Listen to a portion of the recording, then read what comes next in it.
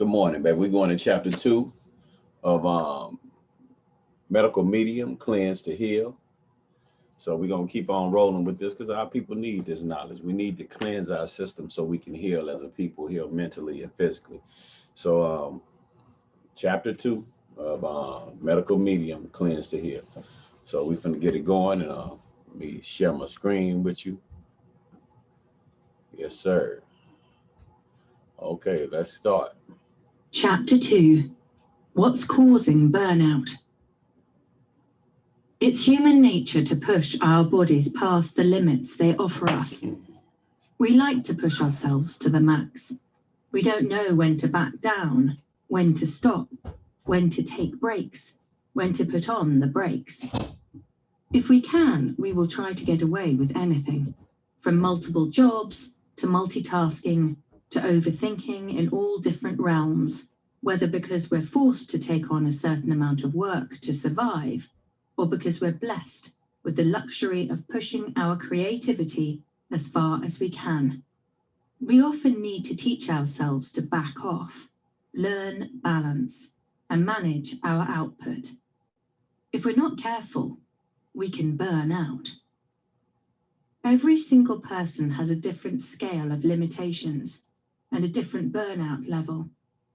One person can push themselves in one way, while a friend would burn out long before. We always look to each other's level of work and accomplishments, whatever others may be doing in whatever field, and compare ourselves. Whether careers, hobbies, athletics, academics, social media, or any number of other areas of life, our burnout point may be shorter or longer than theirs. We can't judge anybody for that, and we can't judge or shame ourselves on any level. There are different reasons for everybody's different cases of burnout. Toxic, heavy metals are a factor, and that's one reason why it's important to consider the heavy metal detox cleanse you'll find in chapter 17. Varying degrees of toxic heavy metals in various regions of the brain can quicken somebody's burnout. Because when metals are saturating neurons, electrical impulses burn hotter and more inconsistently. Neurotransmitters become weakened and diminished, and electrical activity in the brain can be strained, making it harder for one person to complete a task in the time frame another person may be able to do it. This doesn't mean one person is smarter and the other less smart. It means that when we talk about preventing and understanding burnout, we need to consider that toxic heavy metals are a leading cause. It's what I call toxic heavy metal burnout. Then there are chronic illnesses and chronic symptoms. Underlying low-grade viral infections are more common than anyone realizes. Often, someone is unaware that one or more of the over 60 varieties of Epstein-Barr virus, EBV, and or one or more of the over 30 varieties of shingles virus and or cytomegalovirus, or other viral strains are lying deep inside their liver, creating neurotoxins as waste and releasing them into the bloodstream, and from there, inflaming nerves and creating mild neurological fatigue. This can quicken somebody's fatigue response when they're doing a lot of work or even a lot of play. They may tire faster than someone else, short circuit faster, or perhaps they can't handle as much emotional stress, and what no one can tell them is that it's a form of viral burnout. And then there's someone who's emotionally injured. They've been hurt by betrayal, a broken heart, a breakup, divorce, broken trust or loss, or maybe they've lost their job or community. When someone has gone through tremendous stress in life, burnout can happen a lot faster. This often goes hand in hand with post-traumatic stress syndromes, PTSS, and obsessive compulsive disorder, OCD, with memories and experiences deep in the brain that may emerge easily from day-to-day triggers. Living with this can make it harder to sustain oneself and keep from burning out. Someone can also have multiple burnout factors contributing at once. For example, they could have some low-grade viral activity brewing that's creating a hypothyroid issue at the same time they have low adrenals. At the same time, they have a sluggish, stagnant liver that's led to a diagnosis anywhere from small intestinal bacterial overgrowth, SIBO, all the way to Lyme disease and beyond. And then on top of it all, someone could have some toxic heavy metals, such as mercury, aluminum, and copper inside their liver and brain, while they're going through a lot emotionally, and also working very hard to sustain themselves financially and provide the resources they and their loved ones need. Or maybe you're living with someone who's under constant stress and duress, creating a situation that's weakening your energy reserves as it takes up what we call brain space. This alone can create a case of burnout. Some people have just one factor. Some people have many. And then there are people who seem healthy overall, who don't have a lot of heavy metals, at least not yet, who don't have a lot of viral inflammation, at least not yet, who somehow haven't hit too many emotional pockets with family or relationship trauma. Burnout can still occur if they put in too many hours, whether on a creative job they feel passionate about, or a job that may not be as fulfilling and yet pays the bills. When we haven't learned where our boundary lines are, we can hit a wall. Even when we learn to read our burnout signs and signals, sometimes there's not a lot of choice. People have it hard. There are a lot of situations where we're forced to get up in the morning and push ourselves to do what we have to do, whether burnout comes or not. Whatever cause or causes we can put our finger on for our burnout, it's critical that we don't go to a place of self-blame. All too often, burnout is used as a label, just like blaming genes or metabolism, or the autoimmune theory that the body attacks itself. A label that excuses authorities from looking harder for underlying answers, and a label that makes someone feel that they're the problem. You're not burnt out because there's something wrong with who you are, and you simply haven't worked hard enough at creating balance in your life. Remember, it's human nature to push ourselves as hard as we can. We are up against substantial challenges on this planet, and it's not your fault if you're battling toxic heavy metals or a viral load on top of adrenal compromise or emotional challenges. You can help yourself find relief by addressing the hidden contributors to burnout and using the tools in this book series to sustain yourself. Are you eating well? After hearing the chapters to come, you're sure to have a whole new definition of eating well. Are you getting enough sleep and allowing enough time to recoup amid all the hard work? Are you taking the right supplementation? Refer to Part 6, Knowing the Cause and the Protocol, for detailed supplement support. And of course, are you cleansing to rid yourself of toxins and pathogens? We are up against more than we know in this world. With the medical medium cleanses in this audiobook, we can provide ourselves and our families with critical protection. One of the most important foundations to hold on to is that no matter what, in the end, it's not your fault. Once you take the blame off your own soul and realize your symptom, condition, illness, or disease is not your fault and not your body's fault, you can become truly empowered. Anthony William, Medical Medium. Chapter 3. A wake-up call to what's inside us. We can choose not to see everything we're exposed to, and how that threatens our health.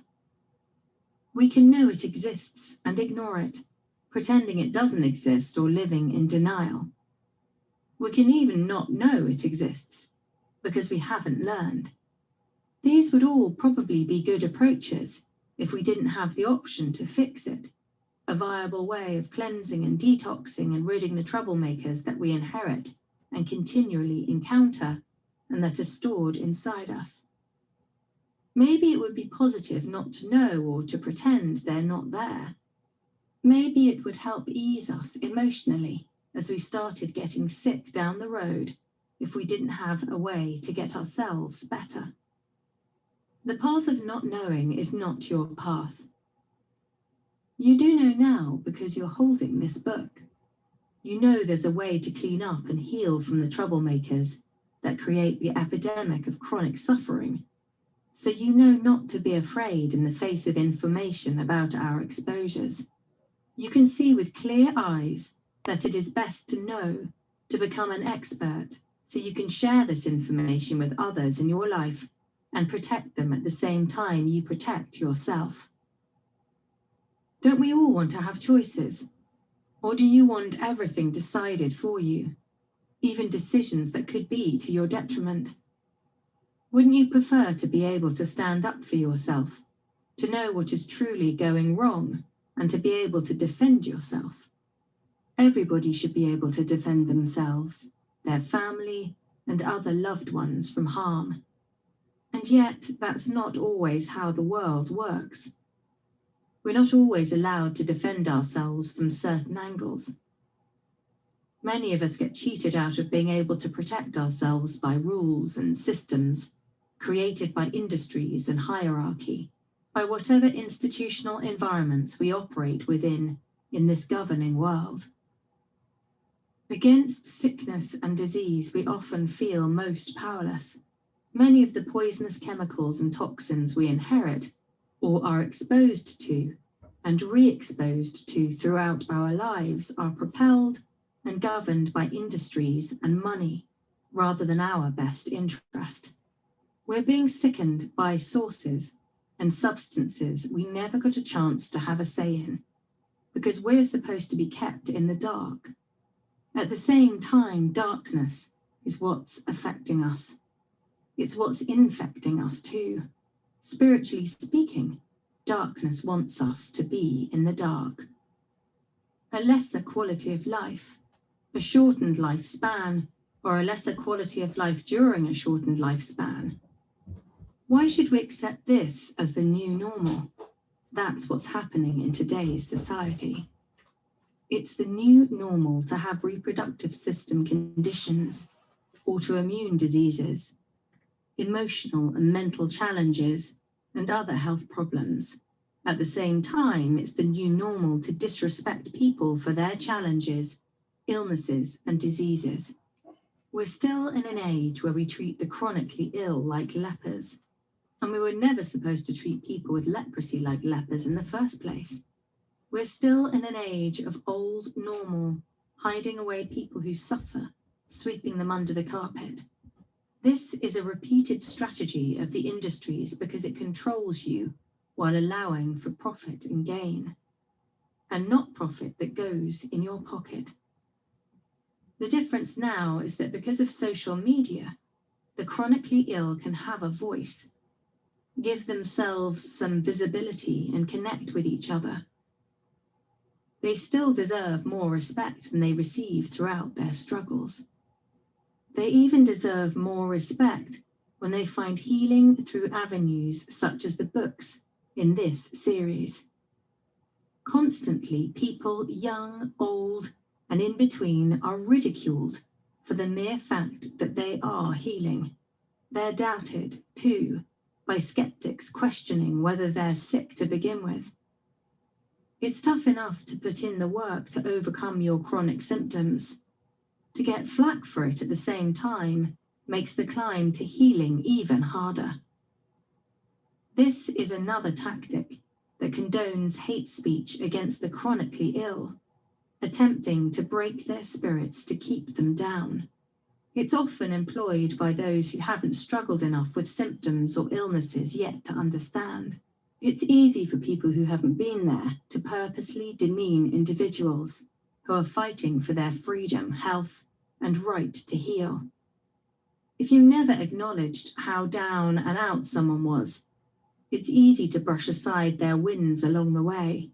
If you never paid witness to their fade from daily living, it's easy not to appreciate how momentous it is when they come back to life. Troublemakers. I give that name to toxins, poisons, and pathogens because it's what they do.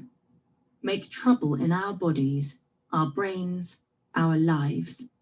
No matter how much you may want to believe that you haven't encountered viruses, bacteria, and toxic heavy metals, to name a few, and that they haven't had any effect on you, nor will they ever hurt you, the truth is that any symptoms you experience are physical proof of the fact that something is going on inside your body. No one is spared from exposure in this day and age. Troublemakers are inside us all, and they're not helping any of us. Some of these troublemakers were inside our ancestors too. When we inherit troublemakers from the generations before us, it's no one's fault. We can't blame our parents or their parents for what the world exposed them to. And we can't blame ourselves for our children's struggles. What we can do is wake up, open our eyes, and turn on the light. Only then, with all the information clearly in front of us, can we defend ourselves and the ones we love from sickness and disease. This is your chance. Take it. What's inside us? Even with symptoms from mild to severe creeping up on so much of the population, people often don't want to know that they have toxic heavy metals or any kind of pathogen inside their bodies. This occurs mostly with younger people. Any kind of bug living inside them seems like an impossibility. Individuals in their late teens, 20s, and even early 30s would often rather think that the reason they're dealing with a symptom or condition is a lack of protein or good fat in their diet, some kind of imbalance in their digestive tract, too many carbs, or even fruit creating a problem. Only when they've exhausted all those options, found they weren't the answers, and become wiser from the experience, are they ready to realize and accept that toxins, viruses, or other pathogens inside of them could be making them sick. Everybody has a different set of poisons and toxins within their bodies. While similar, the exact mix is unique for everyone. Someone might have worked in an office with plug-in air fresheners, where their lungs were saturated with toxic oil for years, while someone else might have worked in an office filled with mold.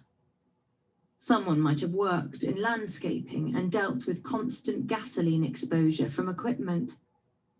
Maybe someone worked outside near heavy traffic and a tremendous amount of exhaust, so they were regularly breathing in carbon monoxide, lead, petroleum byproducts, and nitrogen dioxide. At the same time, to get ready for those jobs, they were all relying on different conventional body products and laundry products, such as makeup, hair dyes, deodorants, perfumes, colognes, and dryer sheets, meaning that they breathed in and even swallowed problematic ingredients, or that those ingredients soaked into their pores. That buildup is inside the body now too, not to mention the toxic heavy metals, such as mercury, aluminum, lead, and copper, that we're exposed to from various sources and that we enter into this world with at birth. And then there are pharmaceuticals. We all have pharmaceuticals inside us. No one is pharmaceutical free. You may argue and say that there are people who have never taken a drug. whether prescription or over the counter. Well, we come into this world with drugs already in us because our parents or their parents took them. And if you're someone who comes from a line of ancestry where no one ever took a single medication going back through all past generations, what about food raised with antibiotics? Did you or an ancestor ever eat an animal product that wasn't organic or wild? If you can answer no to that too, then you were still exposed to antibiotics because pharmaceuticals are in our water systems. And if you can guarantee that you've never consumed tap water from a public water supply in a restaurant, coffee shop, hotel, or home, you've never bathed in or brushed your teeth with tap water, and you've never eaten food cooked in tap water, not ever, then that would be a miracle. We all have drugs in our bodies. Planet Earth is not a pure place. It isn't easy to live here or thrive here. Maybe there are other planets where there are no toxins, no exposure to anything harmful, where people's cells have never experienced poisons from the Industrial Revolution. Not this planet. We all have pharmaceutical-raised pathogens and bits and pieces of industrial waste inside us. Some of us more than others, with poisons and toxins residing in our cells and never leaving until we do something about it. We can't assume we don't need to cleanse. We can't assume our bodies just take care of everything naturally if we eat what seems like the best trending diet or what's considered right. We're grossly mistaken if we accept that eating any given version of healthy and balanced and intuitive cancels out the need to cleanse.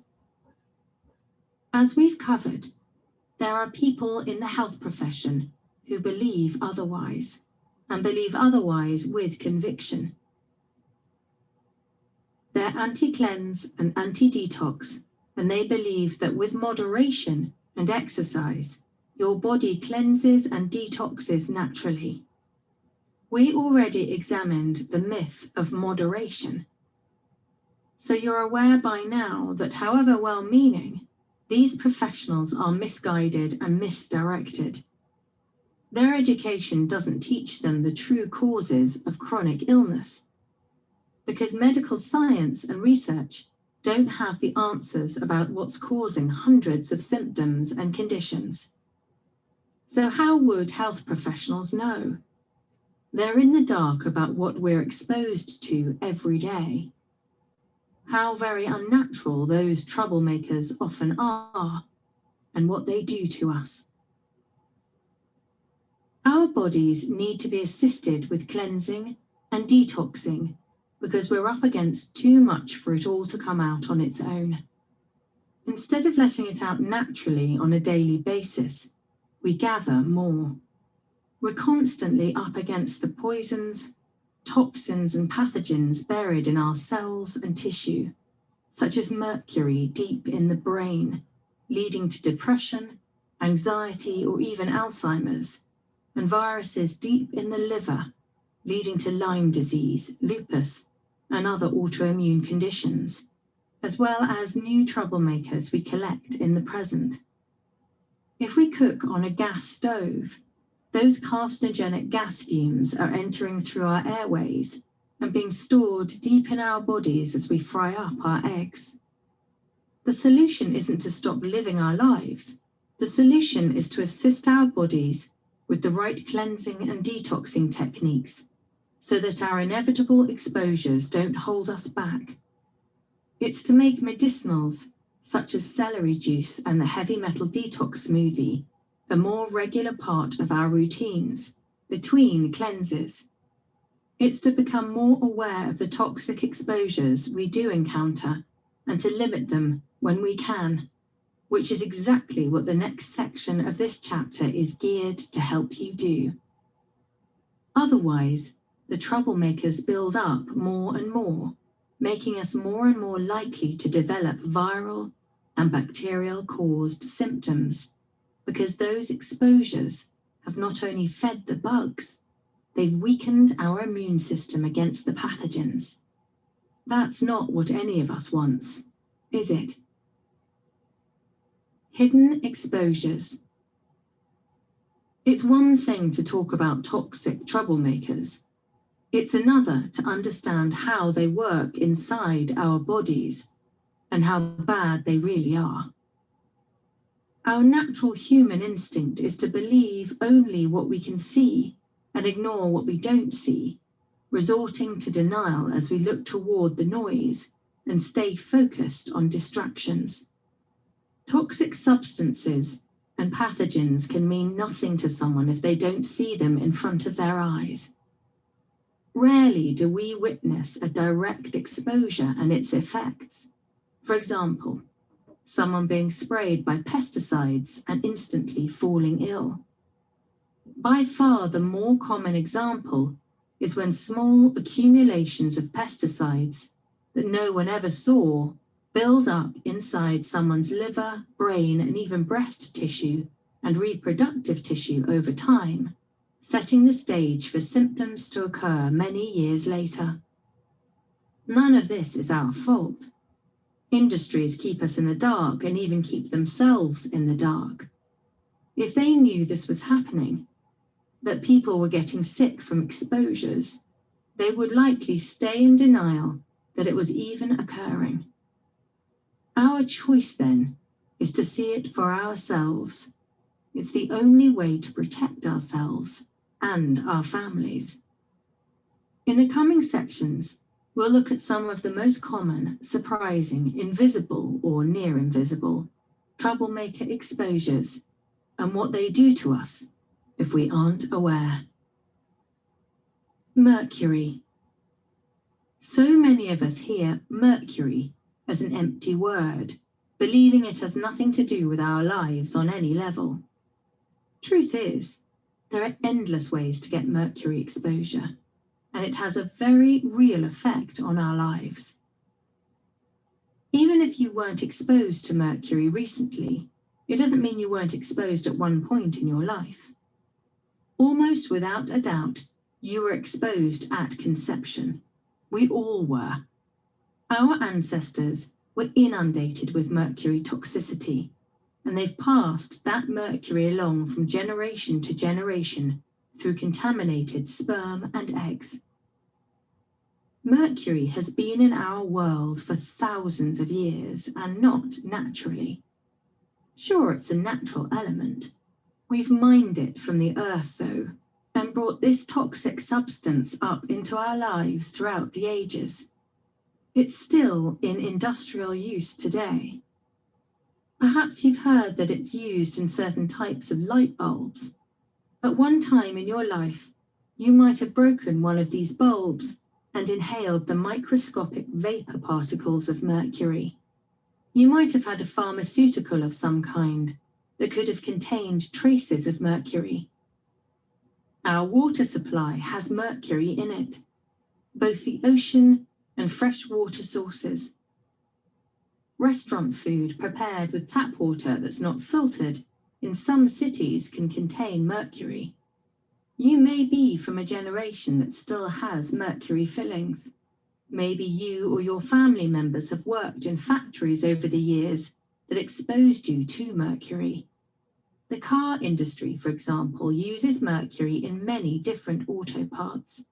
Today's technology still uses mercury in its manufacture, and mercury is still used in many batteries.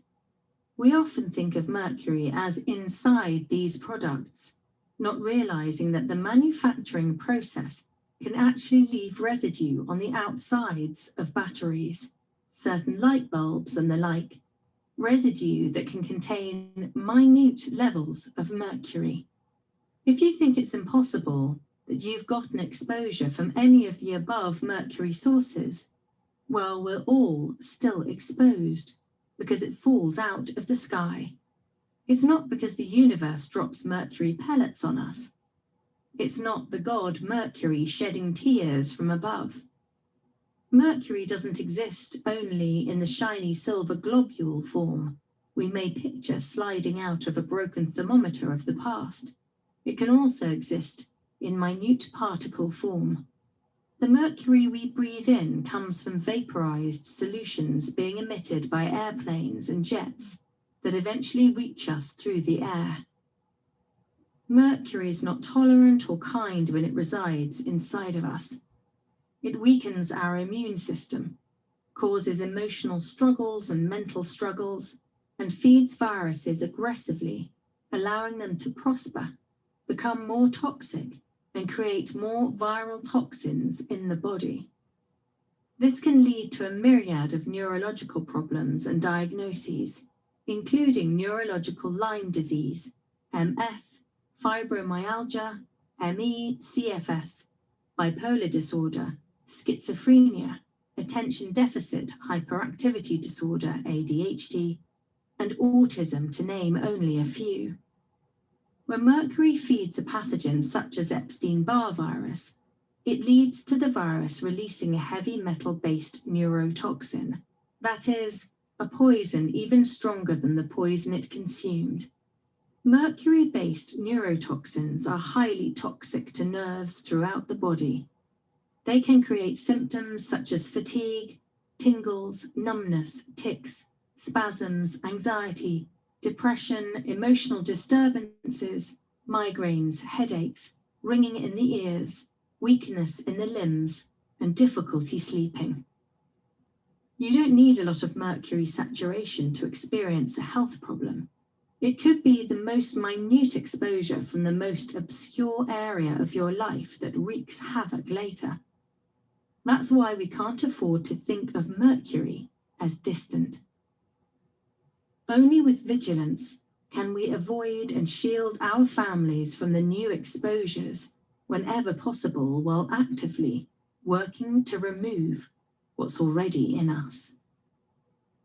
Air fresheners, scented candles, conventional laundry detergent, fabric softener, perfume, cologne, and aftershave. We all walk around as if it's normal and actually good to be surrounded by synthetic chemical products meant to create pleasing smells. Who are they actually pleasing? If no one really likes the smell of cologne, neither the people who wear it nor those who interact with them, why are so many people using it? All it takes is 5 people wearing cologne in a room of 100 to overpower the air. Don't underestimate the toxic levels of this category. Just because these products have fragrances we've been taught to identify as pleasing, whether inside our home or on our body, it doesn't mean they're safe. These are some of the most hazardous chemicals to be concerned about, creating a future of health deprivation. We think, for example, that by using an air freshener, we're creating a more pleasing environment. Once we unleash that plug-in air freshener, though, our sense of smell instantly becomes disabled. When you're living in a home or working in an office or other environment with a plug-in air freshener spewing chemical-laden oil into the air, you may not smell it anymore. After plugging them into the wall, many people forget air fresheners are there and don't notice when they run out because the walls, bedding, pillow, furniture, air vents, and the window shades have become so saturated. And while we become desensitized to that scent, it's nearly impossible to smell anything else. These chemically scented, vaporized poisons hurt the lungs. Their waxy, oily residue builds up in the lung sacs. If you're someone who doesn't smoke, and yet you love plug-in air fresheners, you're better off removing your plug-in air freshener and starting to smoke. That's right. You actually have a better chance of longer lasting health and vitality without complicated diseases if you smoke cigarettes than if you breathe plug-in air fresheners day in and day out. Does that put it in perspective? The oily film from air freshener doesn't only affect the lungs. It also ends up in the liver, where it enters the bloodstream from the lungs. Plus, we swallow air freshener when we breathe it in through our mouth, and that brings it into the intestinal tract, from which it enters the bloodstream and heads to the liver as well. Air freshener residue in that organ can reduce liver function. If a really inquisitive surgeon opened up the body of a patient who had lived for years in a space highly saturated with air freshener, that surgeon would smell the air freshener scent seeping out of the patient's blood and cells. The chemicals in synthetic scents can lower the immune system rapidly. What does that mean? It means that when the chemicals enter our bloodstream, our natural killer cells, lymphocytes, and other white blood cells absorb them, and that instantly weakens our immune cells and even kills some off. Our white blood cells need clean, fresh, oxygenated blood. With chemical scents, our white count becomes hindered. Exposure to a heavy dosage of air freshener, scented candle, cologne, perfume, or similar scent could mean 3 to 4 days of a weakened and lowered immune system. Pathogens can take advantage with an uprising, especially because the synthetic scent chemicals can, at the same time, feed viruses and bacteria, allowing them to prosper and reproduce, leading to further illness. Someone who's prone to urinary tract infections, UTIs, sinus infections, or flare-ups of fibromyalgia, ME/CFS, lupus, MS, eczema, psoriasis, or Hashimoto's may experience a new flare-up following exposure. It seems like a really neat idea to plug in a device that releases a scent that makes you think of wild flowers. In the end, they're not real fragrances. They're synthetic and man-made in a factory, formulated by a group of people testing scents around a laboratory table and picking the one they like best. Air fresheners sprayed from a bottle or can and scented candles are just as bad. Even if they're called natural fragrances, don't be fooled. This is the same tactic as listing natural flavors in a food's ingredient list as a secret label for MSG. It's difficult to find an enclosed space these days that's free of chemical scent. When we move to a different home, it's tough to find an apartment or house that doesn't have a lingering scent in the walls. Out in the world, we're exposed in stores, malls, hotels, restaurants, offices, friends and families' homes, and public restrooms more than ever before in history. Hop in a taxi or a ride service car, and you're likely to find air freshener coming through the vents.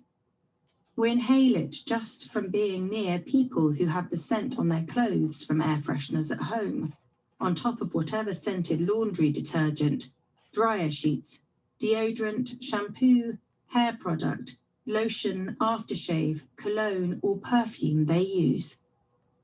We live in a world where chemical sensitivities are becoming much more prevalent.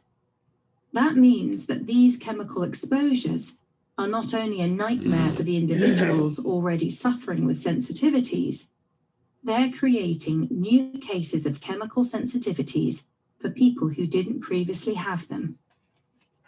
Years ago, it was older people who would complain about smells, saying, "I need fresh air. Can you put out that fire? Please shut the window. Close the front door, you're letting the dust in." Or, "I don't like the smell of that cologne." They were the ones who had lived long enough to become sensitive. Now it's not like that anymore. Younger people are developing actual chemical sensitivities at rapid rates due to all they're exposed to, and the complaints of older generations are nothing in comparison to what the younger generations are up against. Now, don't let this put you into fear and chaos. While out and about, we can do our best to take measures to avoid these scents. For example, We can choose not to walk by the perfume counter at the department store, to purchase bath, body, and laundry products that are unscented or only scented with pure essential oils, and to find an alternative to the cafe around the corner that burns scented candles. Because we can't always avoid them, though, we can't ask the person standing next to us on the train to go home, shower, and wash their clothes in unscented detergent.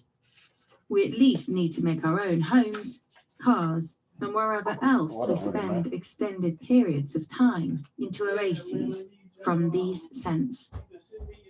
If we have any say at our workplaces, it's ideal to establish scent-free policies. And of course, because we can't dodge every exposure, cleansing is critical so that we can continually release and rebuild. Fungicides. There was a day when cash money smelled like cash money. You can probably still remember from childhood the distinctive paper smell of a $5 bill, the smell of green. In the US, at least, that smell has been taken over by fungicides. We're not supposed to realize this. No one's supposed to know anything about it. And you'd never know because no one talks or writes about it. If you noticed that your cash from the ATM smelled different, you'd only think that the bank started adding a scent or perfume. That scent is the scent of fungicide, and if you pay attention, you'll find it gives your nose a little sizzle. When it's particularly strong, it can even make your chest tight. Chemical companies are somehow indoctrinating institutions and corporations into using fungicides on products of all kinds, even government products, such as paper money. Clothing is a huge industry and another example of fungicide use. Most clothing today is laced with fungicides. Again, no one would know. You wouldn't know that's what you're smelling. You wouldn't know that you'd been exposed, and you wouldn't know how it could affect your health. You'd just think some sort of scent got into your new sweater from the store or warehouse, if you even noticed it, and you'd go about your day. Fungicides have a perfume-like scent. It may not have registered if you wear perfume, cologne, or scented body spray, if you wear clothes laundered with scented products, if air fresheners are present in your home, car, or place of work, or if you otherwise live surrounded by synthetic scents. These scents can sabotage your defense mechanism, your sense of smell. If you're shopping with a friend, say, and that friend is wearing perfume or cologne, you're not going to be able to smell the fungicide on the jacket you're trying on. It's when you eliminate the smells around you that are toxic, the conventional detergents and fabric softeners, and the air fresheners, scented candles, perfumes, and colognes, that you start to notice the fragrances around you. Your sense of smell becomes sharp, and you register that the money that just came out of the ATM or the shirt inside the package that just arrived is laced with fungicides. Life choice is taken away from the human race when it comes to this sort of chemical warfare. Chemical giants have learned how to sell their chemicals and keep it quiet. How to get their products into mainstream society without questioning it, leaving us to be poisoned without our knowledge. Freedom of choice is gone. At the same time, we're repeatedly told that we have control over our choices. In this area, it isn't always true.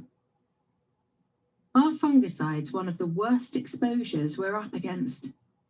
Yes, they actually are. Fungicides contain a tremendous amount of copper, a toxic heavy metal partially responsible for everybody's eczema and psoriasis. Have you noticed the explosion of eczema and psoriasis nowadays? Most everyone is developing it at some point in their life. And fungicides can be so strong on manufactured clothing that they send a child or adult to the doctor with complaints of headaches for weeks, with no one able to trace the problem back to that source.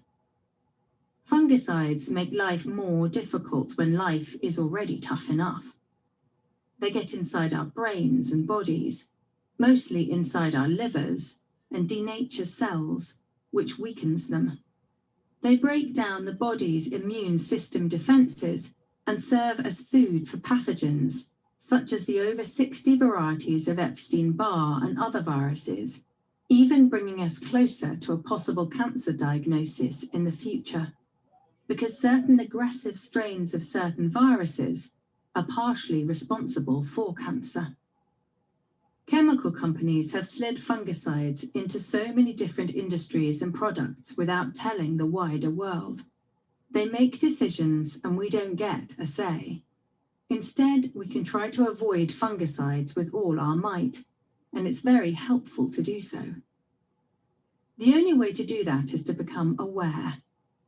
It's hard to avoid them if we don't start to pay attention to that perfumey scent, and if we don't know where fungicides can appear. Where do you need to watch out? Well, we know it's on paper money, so apparently it was sold to the government. We know it's often on clothing, so apparently it's been sold to material and garment manufacturers. Sporting goods can be laced with fungicides. Brand new furniture can be laced with them.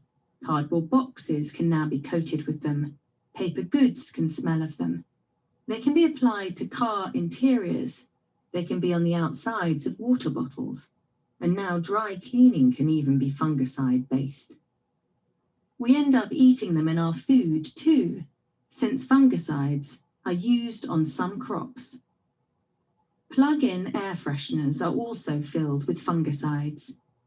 One reason why is that the moist, oily nature of chemically scented plug-in air fresheners means their mist coats every item in a home, including the walls and ceiling. They're so strong that they can even get inside walls and saturate them, sometimes seeping all the way through perimeter walls so that you can smell the air freshener from outside the house. This coating can trap moisture and breed mold. Fungicides are meant to help prevent mold and other fungus from growing in people's houses as a result, which would seem like a worthy use of fungicides. Quite the contrary. Fungicides can create stronger molds, ones that mutate and can become immune to fungicides, making the mold impossible to stop. It's yet one more reason of many why use of air fresheners should be terminated. The fungicide applications we've covered are not exhaustive, because the list is growing every day. You may start to notice the noxious perfume and the nose sizzle of fungicides from other sources in your daily life. Sometimes we can avoid them. Sometimes we can keep those items out of our lives entirely. And sometimes we can't help that a fungicide-coated package was delivered or that we're staying overnight in a scented hotel room. That's why we cleanse, because we don't have full control over every exposure and every way that industries pollute us. Do control what you can. If you have plug-in air fresheners, pull them out of the wall. Wash new clothes before wearing them. When you buy a new piece of furniture, put a blanket on it for a few weeks to absorb the worst of the fungicides, and then remove and wash the blanket several times. Small, thoughtful steps like these are part of your new survival system. Gasoline. We act as if gasoline is safe, as if breathing it in is completely harmless, with no effects on our body or health whatsoever. We act almost as cavalierly with gas at the pump as if it were water. Once in a while over the years, I've heard old stories of people siphoning gasoline with a rubber hose, using their mouth and then spitting it out, as if this practice can't be that bad for you. Gasoline has been through a lot of phases of toxicity. It used to have lead in it. How dangerous was that? When the world realized that lead levels were too toxic for human safety, unleaded gasoline was introduced, as though lead had been the only thing harmful about it. Around the same time of the switch from leaded to unleaded gasoline, many gas stations also started switching over from full service to self-service. That means that in the time of leaded gasoline, the people exposed directly to the gas were mostly limited to gas station attendants, farmers who worked with tractors and folks who worked in lawn mowing and landscaping. If you were the person sitting in your car getting full service, you only really got exposed to the fumes when you opened your window to speak to the attendant and pay. Those days are over in most places now, and the number of people directly exposed to gasoline has increased exponentially due to pump your own stations. And again, just because lead isn't being added to gas anymore doesn't mean gas doesn't have other components that are just as dangerous. Some even more dangerous than lead. Methyl tertiary butyl ether, MTBE, isn't the only additive of concern either. Its removal doesn't solve the problem. As a solvent, gasoline has ghost-like qualities, with a highly rapid rate of saturation of cell tissue, even when all we've done is inhaled its fumes into our lungs. And when gasoline does land on our skin, it travels through skin tissue as if you have no skin on your body. Your skin is meant to be your body's first line of defense. Having your largest organ covering you is meant to protect your blood, immune system, and the rest of your organs. Solvents, such as gasoline that are created to run industries, bypass this protection mechanism. One drop of gasoline on your skin will drive through layers instantly and enter the bloodstream immediately, as if there were no barrier. That's the potency of solvents. From the bloodstream, they can go to your brain, although your liver will try to stop gasoline, absorb it, contain it, as much as it can. And so your liver is where much of your gasoline gets stored in the end. It's kind of like your uncle storing a whole bunch of gas cans in a barn over the years. The gas may be stale, only he knows discarding it takes special care, and he's too flat out with other farm chores to handle it properly, so it stays stored away, just as gasoline sits in your overloaded liver. We breathe in gas fumes while filling our cars, fumes from our own pumps, fumes from people filling their tanks at neighboring pumps, and exhaust fumes from cars starting up all around us. Many gas stations don't have clips on the nozzle handles, so we have to hold the handle in place the whole time with our faces only a couple of feet from the gas, pouring into our tanks. Plus droplets occasionally splatter onto our hands when we're not using gloves at the gas pump. These are real exposures. People who have had increased exposure because they pumped gas for a living, and those who still do today, have for the most part not enjoyed a high quality of life. Gasoline can be a life shortener, and yet our teenagers are at the gas station every week, pumping their own gas into their first cars. There are no signs at the gas pumps saying, children and young adults should not pump gas. There are no signs saying, try not to breathe in gas fumes, or wear rubber gloves when operating gas pump, or stay away if you have lung problems, or keep your distance if you have a chronic illness. It wouldn't take anything for the petroleum industry to create a disposable mask that blocks solvent fumes that you could easily grab from a dispenser at the station. It's a prime example of how the world doesn't always look out for our best interests. That's why the information in this chapter and the rest of this book is here, to look out for you.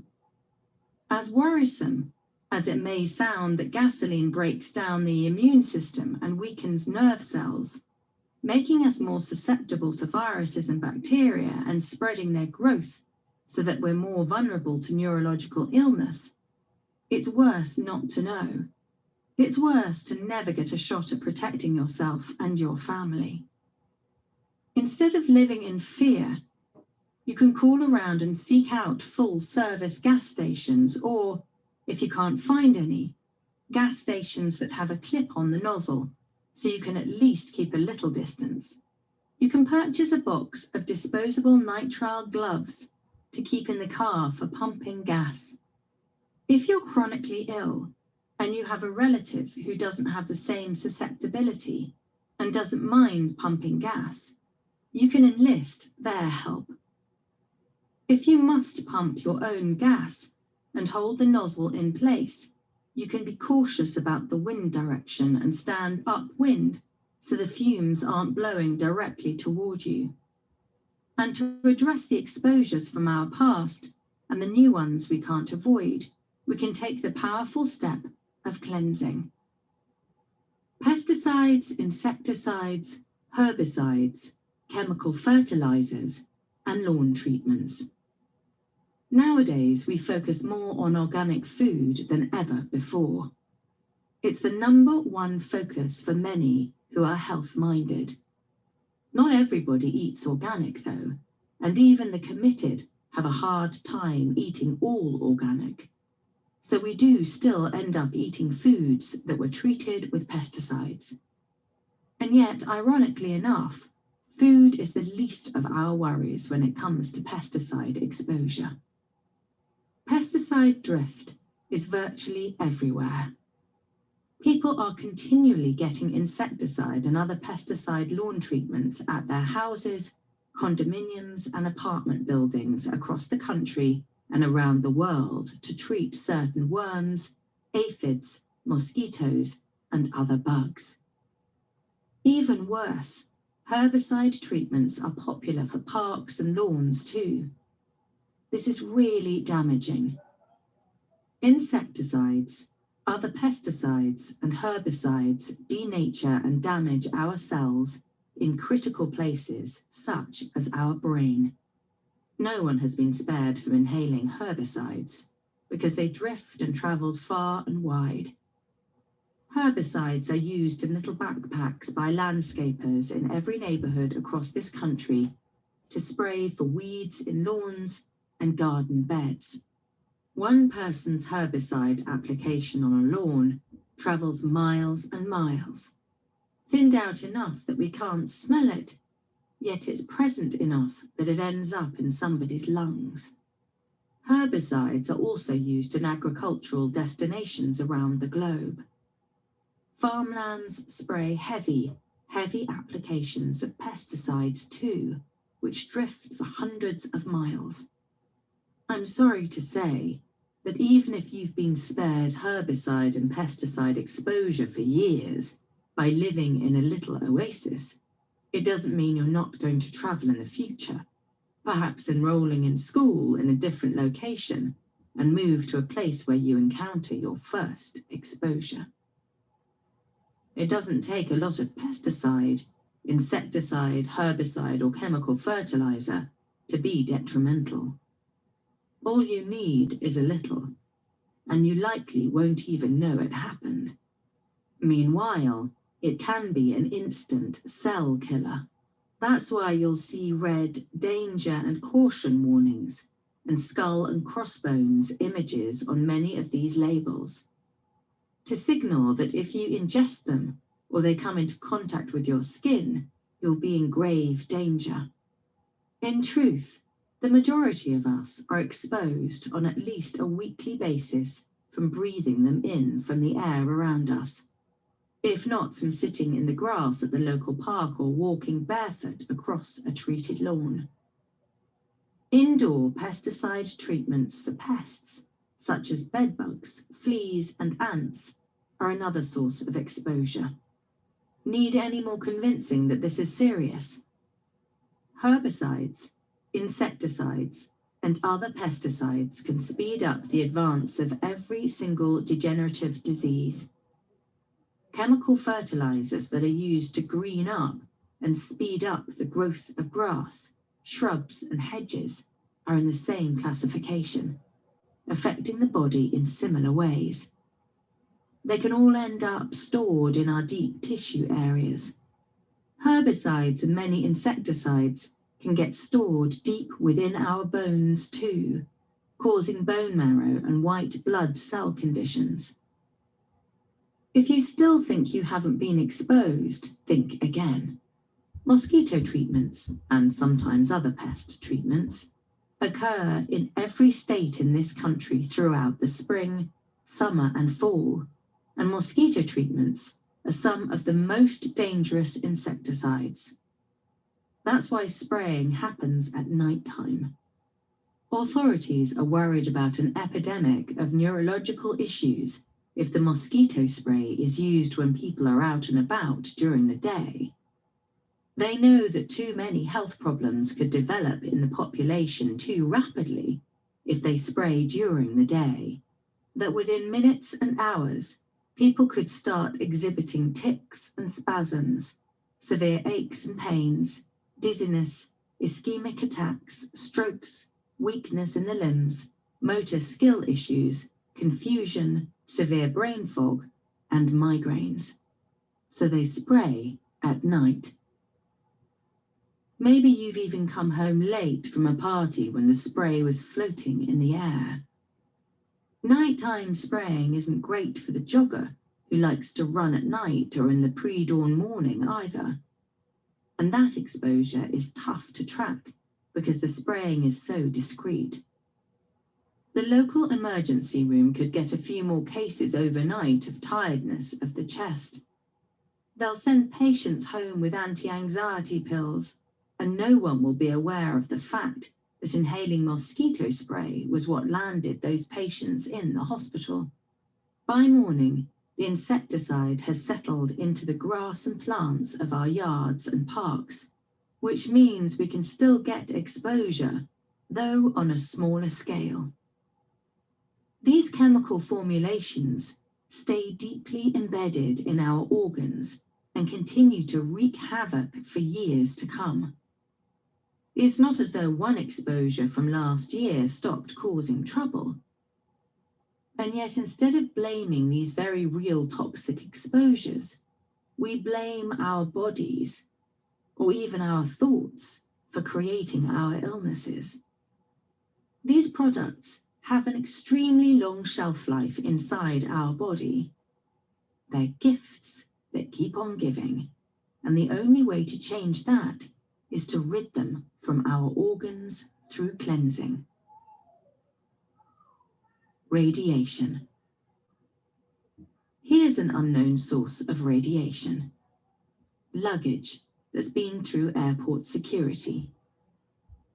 When your bags go through the scanners that allow agents to analyze their contents, the bags collect radiation that stays on them for years, centuries even.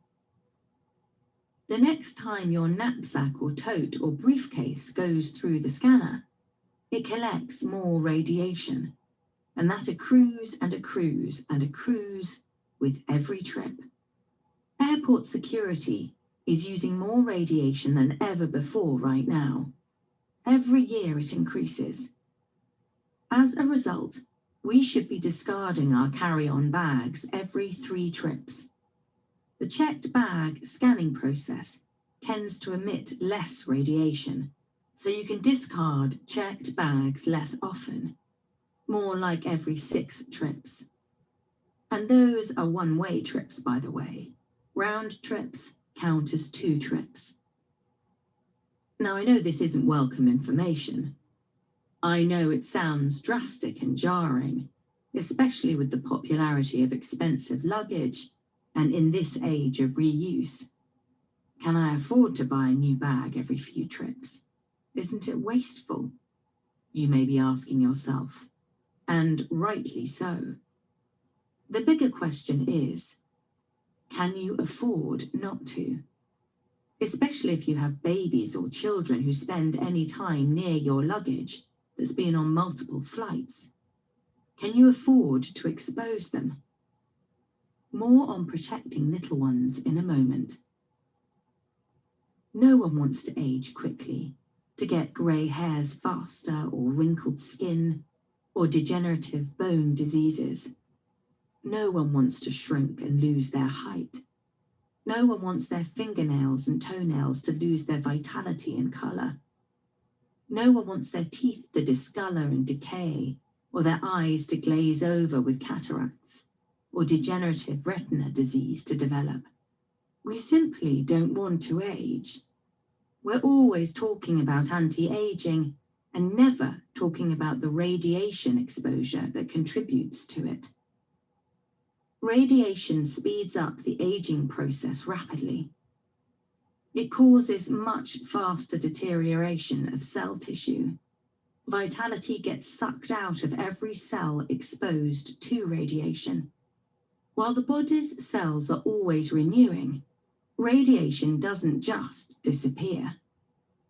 We need to work on actively ridding it with the 3-6-9 cleanse and the heavy metal detox. The heavy metal detox addresses radiation at the same time as toxic heavy metals.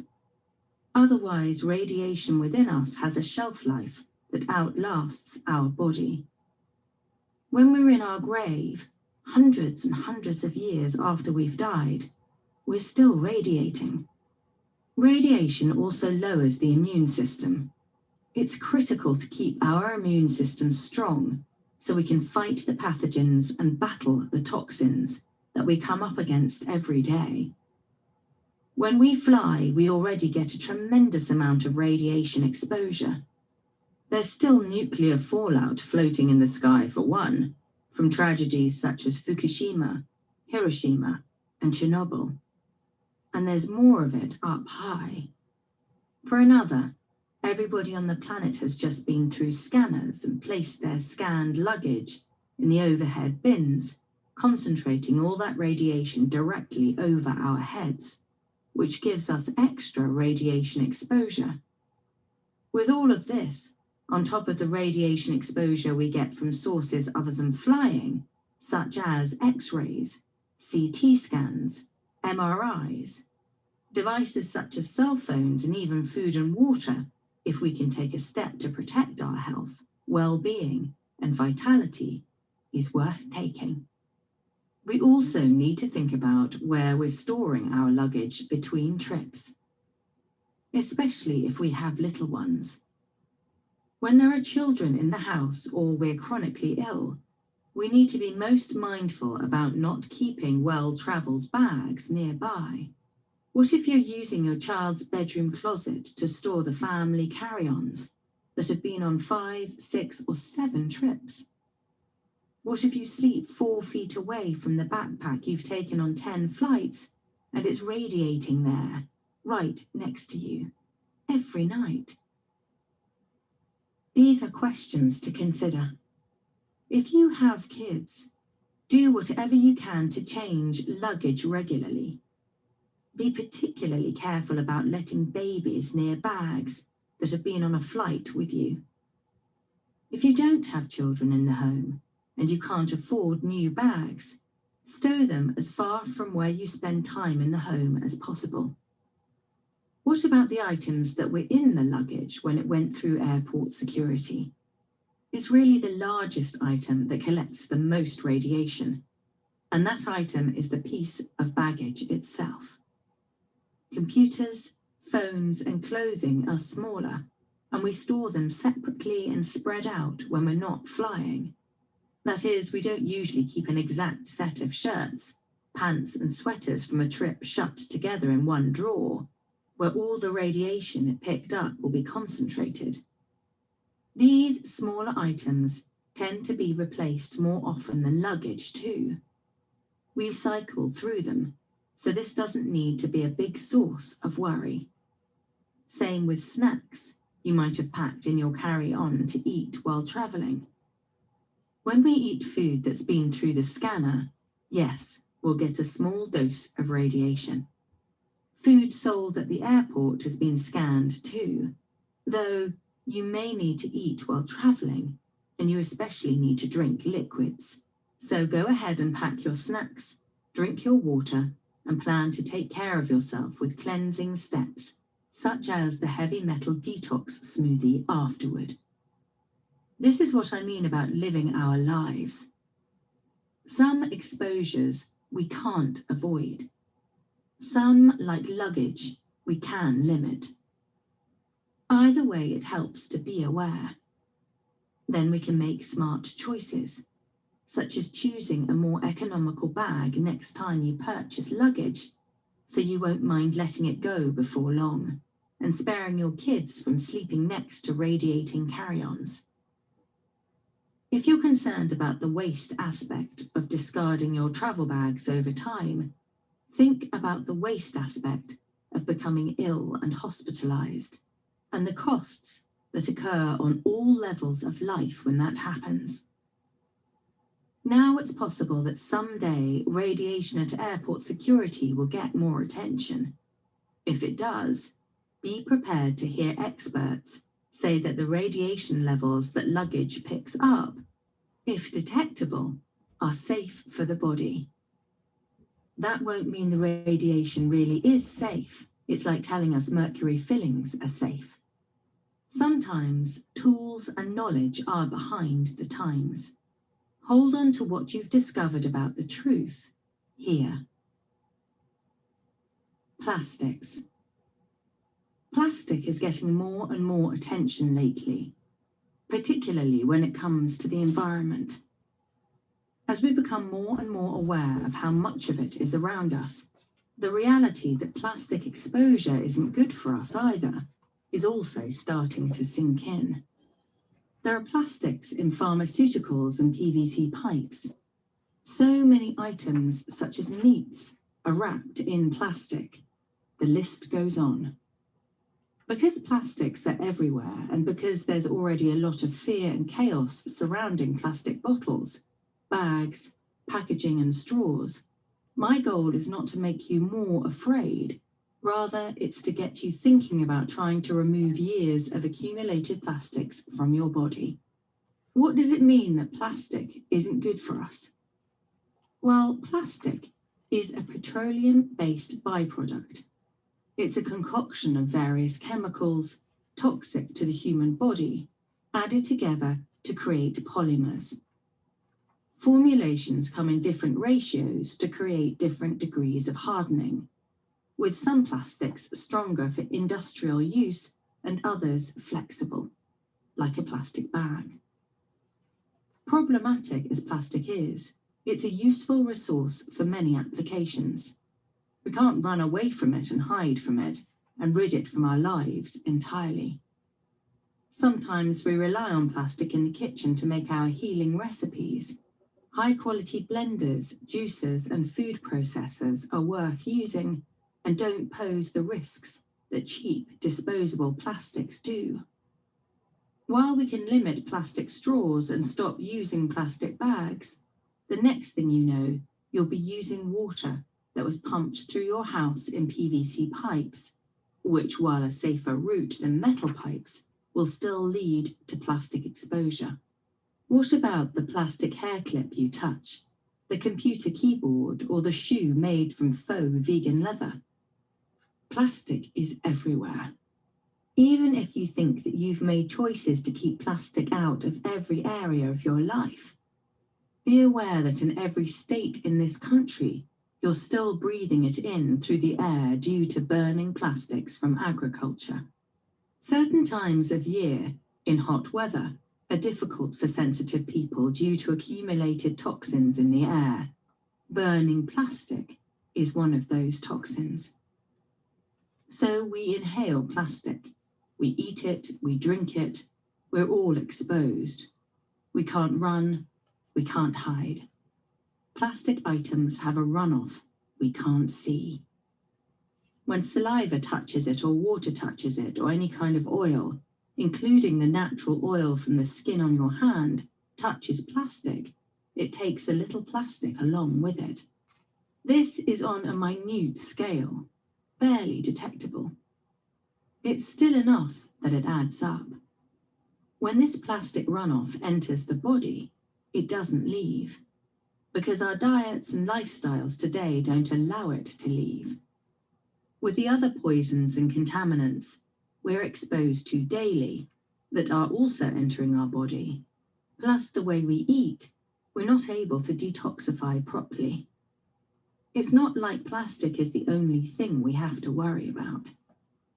As you can see from this chapter, so much is coming into our body all at once. Plastic tends to stay active in the body, reacting to other poisons and toxins.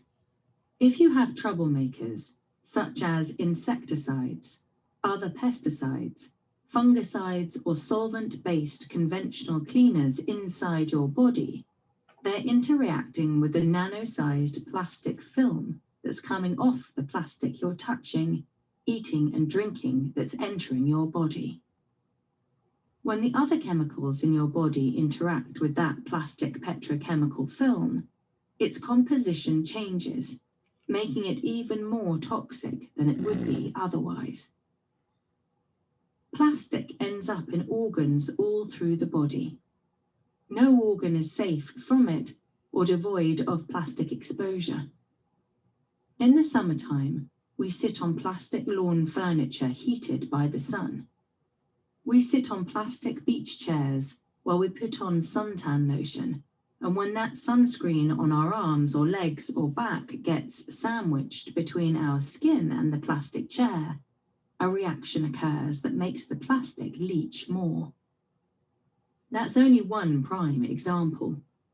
Suntan lotion on our skin against plastic pool toys has the same effect.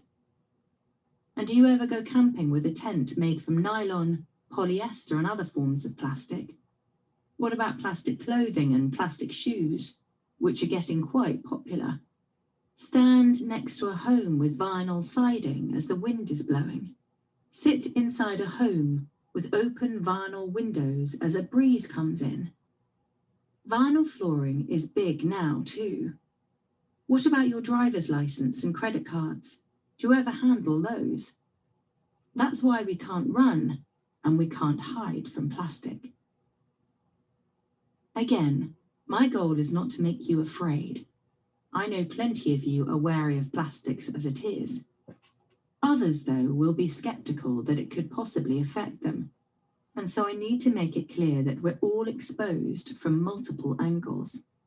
While any steps you take to be mindful about your plastic use certainly do help, even if you use 0 disposable plastic in a day, you're going to get exposure elsewhere and plenty of it. We need to actively cleanse the plastics that have been in our body all these years, before we were wise to them. Otherwise, plastics become part of our organs, including our liver and even our skin. Plastics don't become part of our organs, they infiltrate them and oversaturate them. When the liver gets tired, stagnant and sluggish from the various factors in our lives, including high-fat diets, whether healthy or obviously unhealthy ones, it has trouble filtering additional plastic coming into our body. As the main filter of our body, our liver can only hold on to so much. And so when plastics slip out of our liver, they end up getting to cells in other parts of the body, creating a film-like coating between cells in connective tissue, muscle tissue, and nerve tissue. The film can become like a barrier that doesn't allow cells to breathe, potentially starving cells of oxygen and causing cell death to increase in certain areas of the body. This is on an individual cell level, like the concern we have about children and plastic bags, and the reason they're printed with warnings about the danger of suffocation. As a result of plastic exposure, cells adapt and mutate, with new cells that are produced becoming infused with plastic residue. We want to be proactive about ridding plastics from the body. When we're young, it's easy to feel indestructible, and yet all of us are going to get older someday.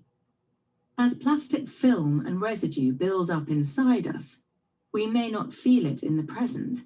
We may not feel if it coats the cells inside our lungs, for example, That doesn't mean that down the road it won't affect us. We need to be concerned now about what we're putting in and on our bodies, so that we're not paying the price dearly later. Cleansing is a critical way of ridding plastics from organs such as the liver, getting plastics away from critical life-supporting cells and helping prevent illness.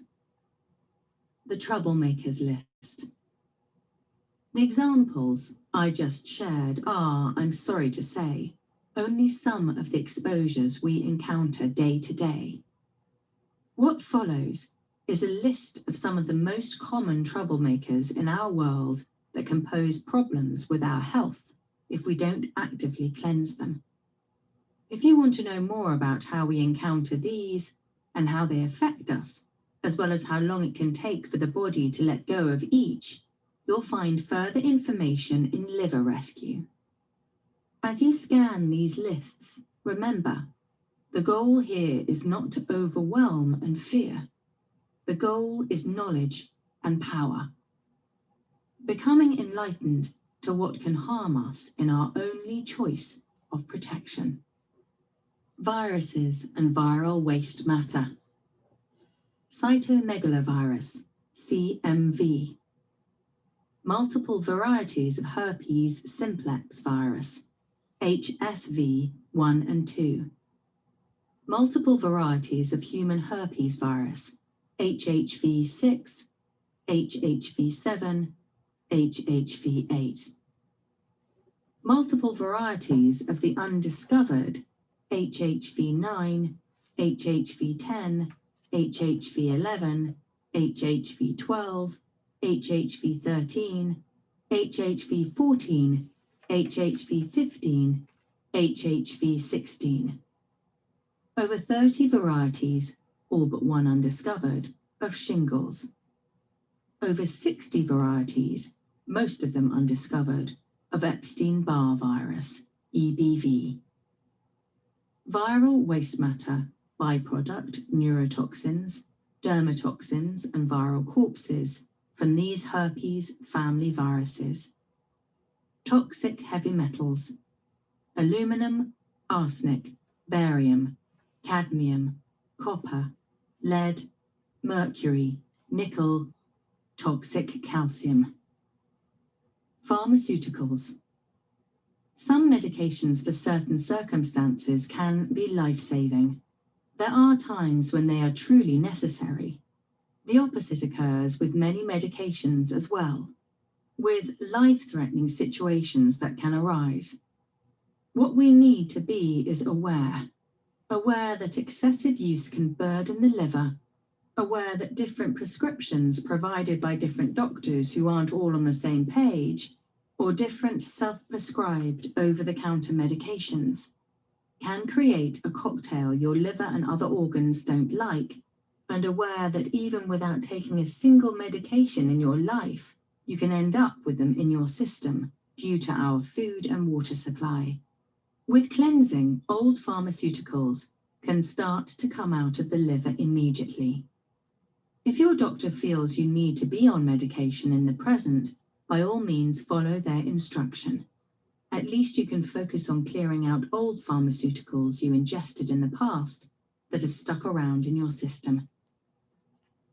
Alcohol, antibiotics, antidepressants, anti-inflammatories, biologics, blood pressure medications, hormone medications, opioids, prescription amphetamines, recreational drug abuse, regular immunosuppressants, sleeping pills, statins, steroids, the pill, thyroid medications. Chemical industry domestic invaders, aerosol can air fresheners, cologne and aftershave, conventional cleaning products, conventional hair dye, conventional laundry detergent, fabric softener and dryer sheets, conventional makeup, conventionally scented body lotions, creams, sprays, washes and deodorants, conventionally scented shampoos, conditioners, gels and other hair products. dry cleaning chemicals, hairspray, nail chemicals such as polish remover, adhesive, perfume, plug-in air fresheners, scented candles, spray tan, spray bottle air fresheners and mists, talcum powder, bacteria and other microbes, C. difficile, E. coli, foodborne toxins, including many uncatalogued microorganisms. Even when killed off through cooking, the microbe bodies remain toxic and can build up in the system. Methicillin-resistant, Staphylococcus aureus, MRSA. Mold, over 50 groups of Streptococcus strains. Parasites, Salmonella, Staphylococcus. Chemical neuroantagonists. Chemical fertilizers, chlorine, DDT, fluoride, fungicides, herbicides, insecticides, larvicides, other pesticides, smoke exposure of any kind.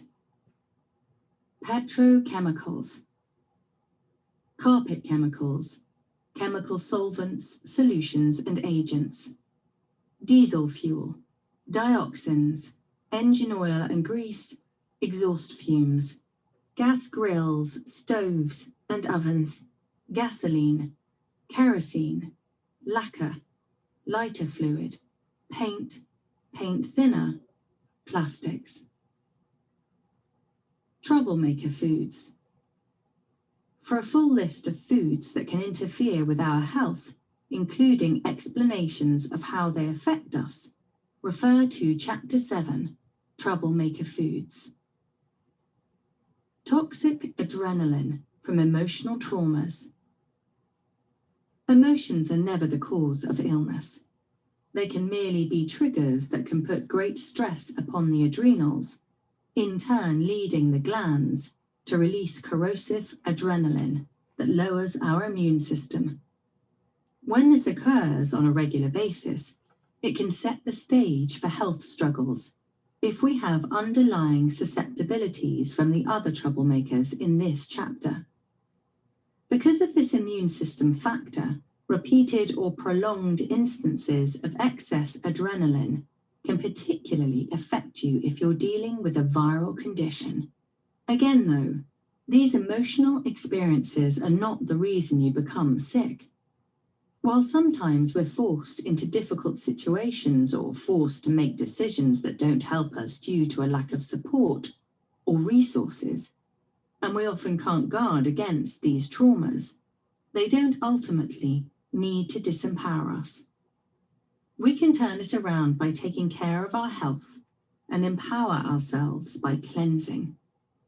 For further insight into emotions and healing, consult Chapter 25, The Emotional Side of Cleansing, and Chapter 26, Empowered Souls. Abuse, being ignored, betrayal, broken trust, constant letdown, extreme adrenaline-based sports and activities, family stress, fear, financial stress, having the figurative rug pulled out from under you, heartbreak, mistreatment, not being heard, not being understood, prolonged overabundance of adrenal stress, unfulfilled promises. Radiation, airplane travel, cell phone and other technological devices, continual atmospheric fallout from past nuclear disasters, CT scans, food and water supply, MRIs, PET scans, X-rays.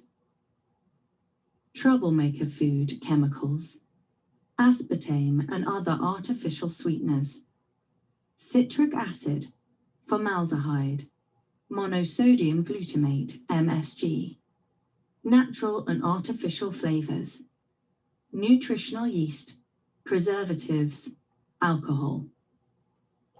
Rainfall exposure.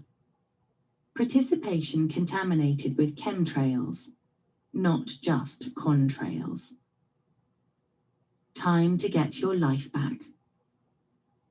Now that you know what's inside your body, do you want to know how to let it go?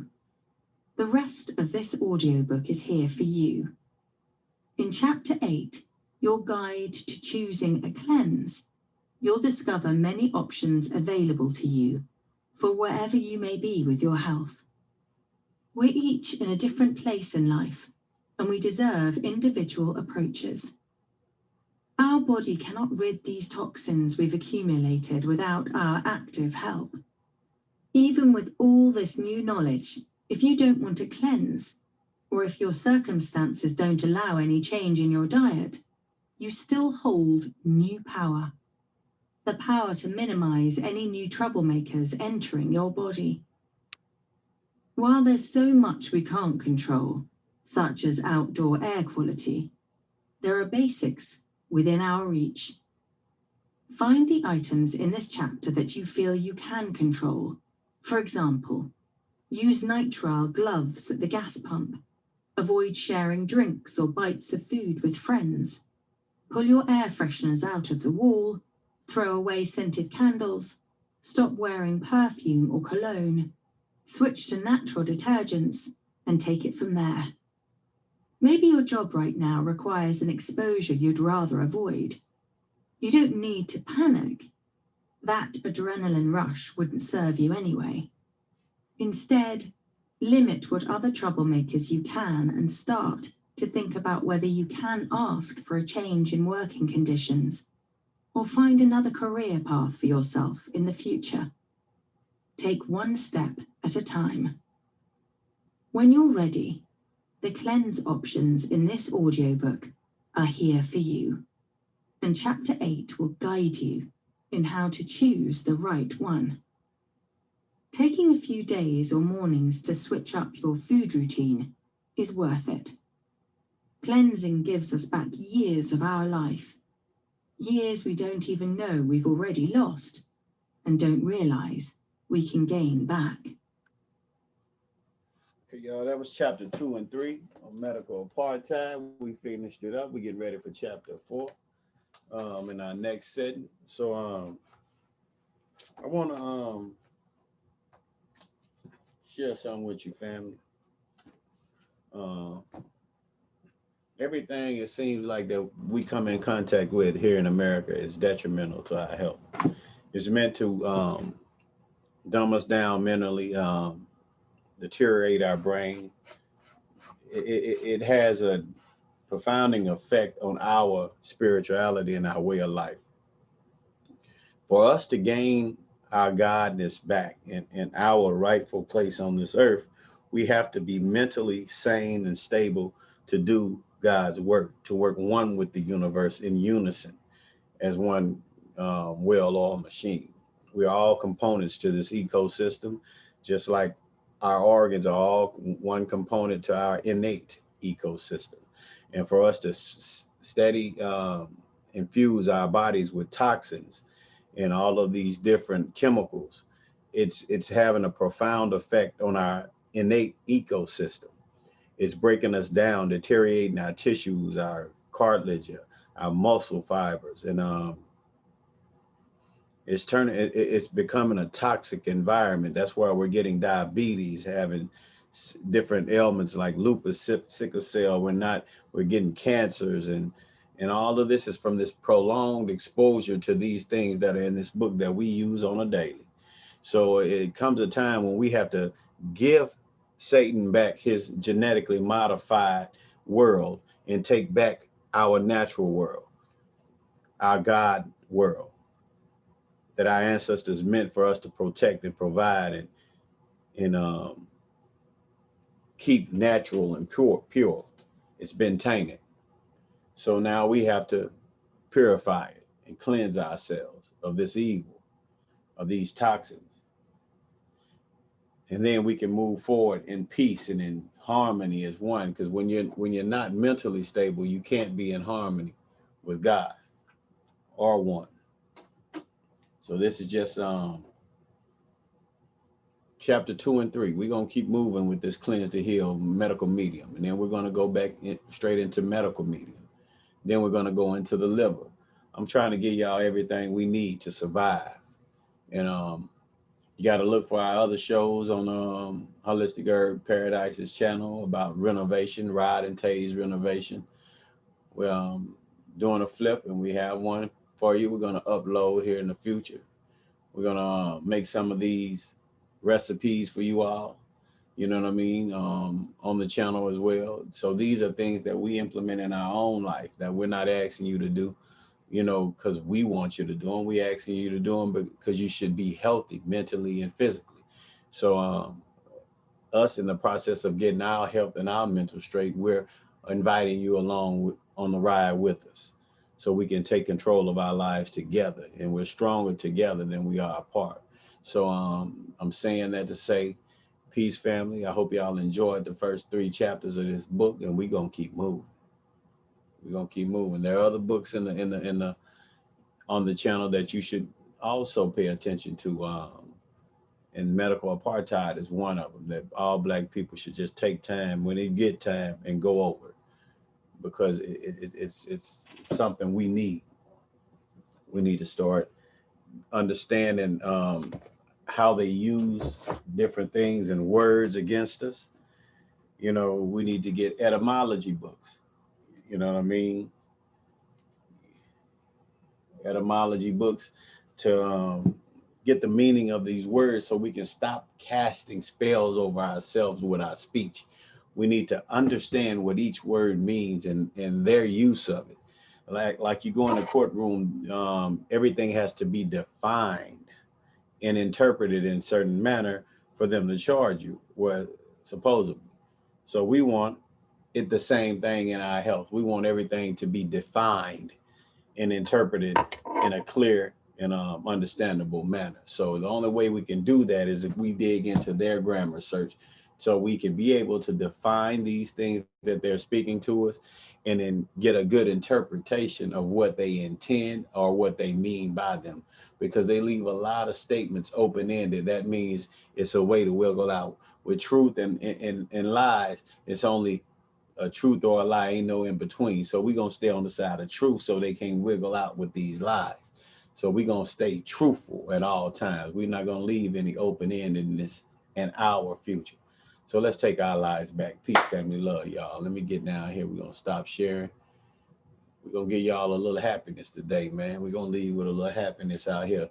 We can't keep, I'm just telling you the truth, we can't keep doing what we're doing. The ancestors see us. They understand that we have a chance to make a change, and we need to make that change, family. We need to make that change. Peace and love.